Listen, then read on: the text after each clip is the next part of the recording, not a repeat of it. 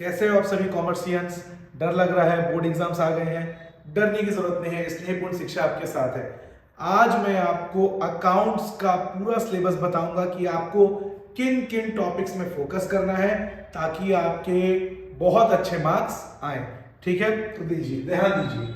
सबसे पहले वॉल्यूम 1 यानी जो पार्टनरशिप बुक है उसमें आपको क्या पढ़ना है। पहला लेसन है अकाउंटिंग फंडामेंटल्स। इसमें आपको PL appropriation account, past adjustments, minimum guarantee, interest on drawing, इन्हीं 4 टॉपिक्स में आपको फोकस करना है। गुडविल चैप्टर से सुपर प्रॉफिट मेथड और कैपिटलाइजेशन मेथड, बस इन 2 मेथड्स पे आपको फोकस करना है with adjustments. Change in PSR, इसमें आपको जर्नल एंट्रीज पे फोकस करना है।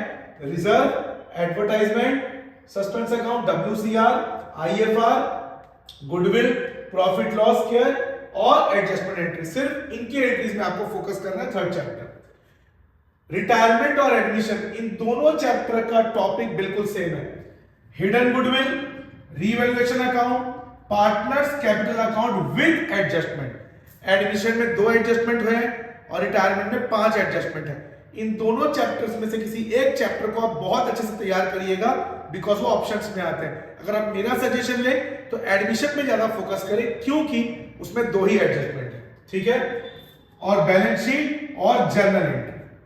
डेथ चैप्टर में आपको सिर्फ एक चीज में फोकस करना है, एग्जीक्यूटर अकाउंट। डिसोल्यूशन चैप्टर में रियलाइजेशन और पार्टनर्स कैपिटल अकाउंट, आपको इसके जर्नल एंट्रीज में फोकस करने की जरूरत नहीं है।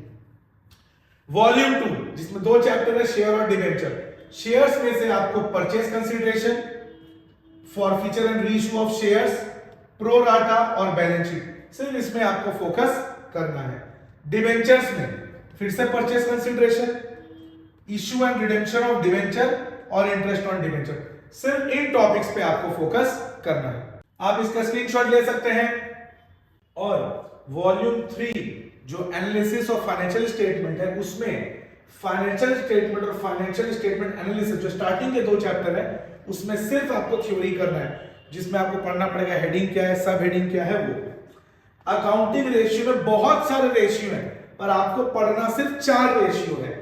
Liquid ratio, proprietary ratio, working capital turnover ratio और ऑपरेटिंग प्रॉफिट रेशियो, सिर्फ ये 4 रेशियो आपको पढ़ना है।